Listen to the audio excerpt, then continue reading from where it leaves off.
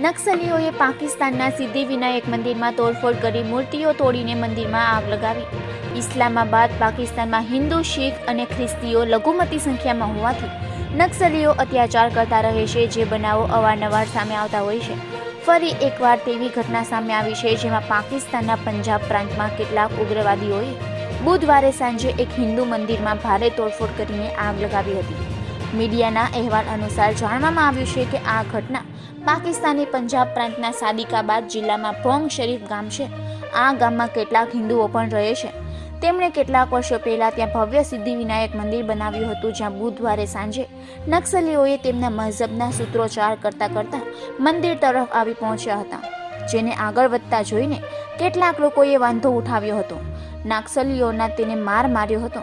ત્યારબાદ મંદિર પહોંચ્યા પછી ત્યાં રાખવામાં આવેલી તમામ મૂર્તિઓ તોડી નાખી હતી। તેની સાથે મંદિરની દાન પેટીઓ, પંખા અને ખુરશીઓને પણ લાકડીઓ મારીને તોડી નાખી હતી। તેમજ મંદિરમાં દર્શન કરવા આવેલા કેટલાક હિન્દુ ભક્તોએ નક્સલીઓના સામે હાથ પગ જોડીને ભગવાનની મૂર્તિઓને નુકસાન ન પહોંચાડવા ખૂબ વિનંતી કરી હતી, પરંતુ નક્સલીઓએ તેમની વાત ન માની અને ભક્તોને ખૂબ જ માર માર્યો હતો। નક્સલીઓએ મંદિરમાં ખૂબ તોડફોડ કરીને ભારે આગ લગાવી હતી। ઘટના સમયે ઉપસ્થિત હિન્દુ ભક્તોએ પોલીસને ઘટના અંગે જાણ કરી મદદની માંગ પણ કરી હતી, પરંતુ પોલીસ આવી ન હતી। આ પછી પીએમ ઇમરાન ખાનના પક્ષના સાંસદ સભ્ય રમેશ વાંકવાણીએ આ ઘટનાનો વિડીયો ટ્વીટ કરીને માંગ કરી હતી। આ ઘટના અંગે પાકિસ્તાનના મુખ્ય ન્યાયાધીશની સહીની માંગ કરી છે। ત્યારબાદ પોલીસ નિરીક્ષણ કરવા માટે ઘટના સ્થળે દોડી આવી હતી।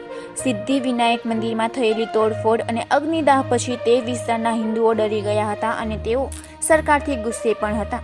આ ઘટના પછી વિસ્તારની પોલીસે મંદિરની બહાર સુરક્ષા દળોને તૈનાત કરી હતી।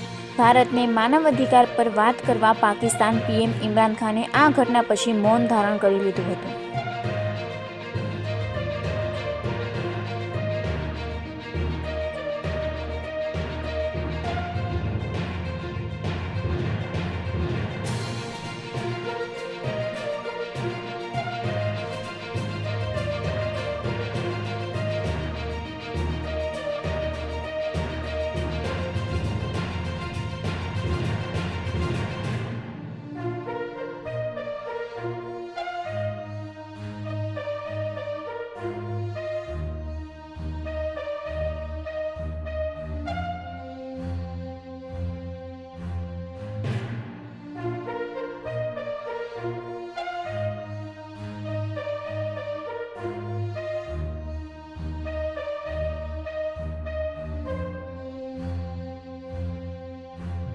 જો વિડીયો ગમ્યો હોય તો વિડીયો લાઈક કરવાનું ભૂલાય નહીં, અને હા, તમારો અભિપ્રાય પણ અમને કોમેન્ટ બોક્સમાં જરૂર જણાવજો કે અમારો આ પ્રયાસ તમને કેવો લાગ્યો।